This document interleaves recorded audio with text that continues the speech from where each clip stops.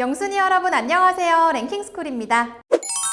우리나라 국민이 가진 의무 중에 하나는 납세의 의무입니다. 월급을 받을 때마다 나가는 세금뿐만 아니라 편의점에서 과자 하나를 사도 세금을 떼가는데요. 이렇게 징수한 세금이 엉뚱한 데에 쓰인다면 분통이 터질 일이죠. 하지만 당시에는 세금 낭비라고 욕을 먹다가 시간이 흘러 잘 썼다고 재평가된 경우들도 있습니다. 오늘은 세금 낭비라고 욕먹었다가 재평가된 탑 3에 대해 알아볼게요. 3위 김치워리어. 김치 애호가도 김치 혐오가도 꺼리는 애니메이션 김치워리어. 김치전사가 질병 마왕이 퍼뜨린 다양한 질병들을 김치 파워로 물리치는 내용의 애니메이션인데요. 시작은 저예산 애니메이션이었지만 2010년 김치 홍보 2D 애니메이션 사업에 선정되며 국가 지원을 받기 시작합니다. 1억 4천만 원이라는 거금을 지원받았지만 그 퀄리티는 가히 충격적, 기괴한 그림체, 쉴 새 없이 변하는 들쭉날쭉한 작화는 보는 사람들로 하여금 불쾌감을 일으킬 정도였죠.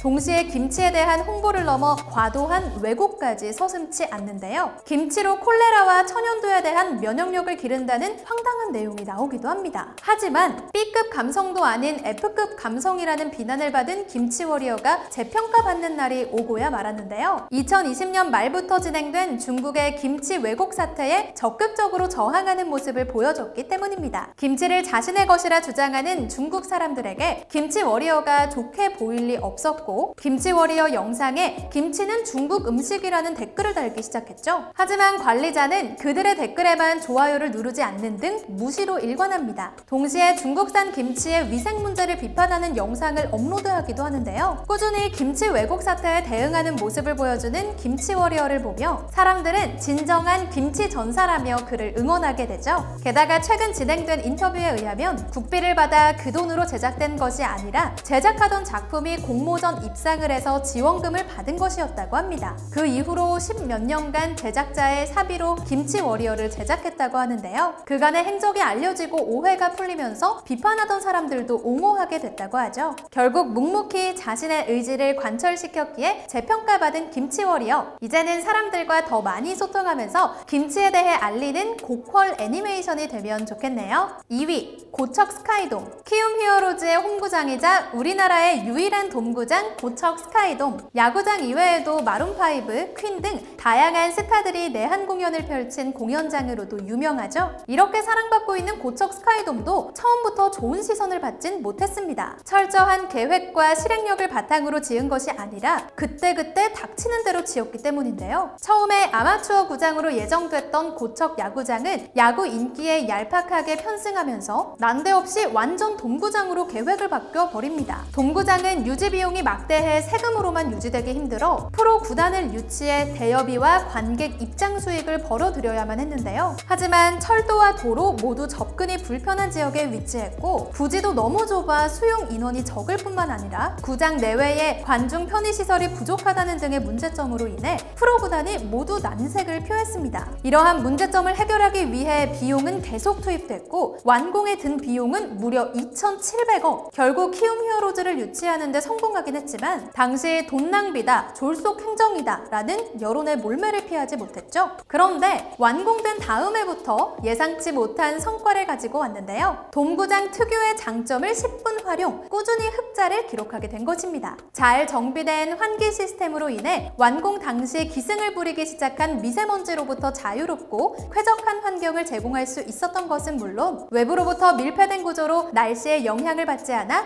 WBC를 개최하는 등 국제대회를 진행할 수 있는 국내 유일의 구장으로 거듭났기 때문인데요. 2020년 코로나 사태로 인해 개막이 미뤄져 추운 11월에야 진행될 수 있었던 포스트 시즌 역시 큰 무리 없이 진행될 수 있어 수많은 야구 팬들의 마음을 달래주기도 했습니다. 물론 돔구장치고는 작은 크기, 장마 때 한 번씩 새는 비 등의 문제가 여전히 제기되기도 한다지만 비가 와도 눈이 와도 더운 여름에도 추운 겨울에도 쾌적하게 경기를 즐길 수 있는 고척 스카이돔. 다양한 운동 경기와 공연을 즐길 수 있는 명실상부 서울 대표 문화체육시설로 자리매김했다고 봐도 과언이 아닐 것 같네요. 1위 황금 박쥐상. 영순이 여러분들께서는 혹시 황금 박쥐상에 대해 들어보신 적이 있으신가요? 이 황금 박쥐상은 대한민국 한평군에 위치한 한 생태 전시관에서 전시하고 있는데요. 1999년 한평군에서 한국에서 멸종한 줄 알았던 황금 박쥐를 발견한 것을 기념하는 황금 조형물이라고 하죠. 조형물의 높이만 218cm에 달할 정도로 워낙 크다 보니 투입된 순금만 해도 무려 162kg, 제작 비용도 27억이나 투입됐다고 합니다. 하지만 이 조형물을 제작하기 위해 투입된 돈들이 모두 혈세임이 밝혀지면서 한평군은 논란의 중심에 서게 됐는데요. 네티즌들은 그 돈으로 복지 정책을 하나를 더해라, 군수 치정물에 27억이나 쓰는 게 말이 되냐라며 한평군을 비판하고 나섰습니다. 게다가 황금 박쥐상을 보관하기 위한 비용만 해도 매년 2천만 원이 든다는 언론 보도까지 나오면서 한평군의 황금 박쥐상은 세금 먹는 하마로 전락하게 되죠. 그런데 갑자기 최근 들어 이러한 황금 박쥐상이 재평가를 받고 있다고 하는데요. 그 이유는 바로 금값 상승. 전 세계 경제의 불안정성이 확대됨에 따라 금값이 하늘 높은 줄 모르고 치솟았고, 결국 황금 박쥐상은 2021년 5월 기준 110억에 달하는 가치를 갖게 됐다고 하는데요. 수익률로 따지면 무려 407%에 달하는 어마어마한 상승폭인 것이죠. 하지만 높은 금값 상승에도 불구하고 보관 자체가 혈세 낭비다라는 지적이 끊이지 않았는데요. 그럼에도 경제학계는 황금 박쥐상이 그 존재 자체로 가치 있는 일종의 투자라고 분석하고 있습니다. 실제로 한 경제학자는 황금 박쥐상을 팔지 않고 보관만 하고 있어도 지자체 금융 신뢰도가 상승하기 때문에 채권 발행 등 금융 정책을 취하는 데 용이하다라며, 모든 것을 종합적으로 따져봐도 황금 박쥐상은 한평군에게 분명 큰 이득이다라고 평가하기도 했죠. 게다가 황금 박쥐상이 지자체의 비상금 역할을 할 수 있다는 분석이 나오면서 한평군에게는 네티즌들의 호평이 쏟아지고 있는데요. 이렇듯 논란을 호평으로 바꾼 한평군의 엄청난 금테크, 이 정도면 비트코인이 아니라 배트코인이라고 불러도 되지 않을까요?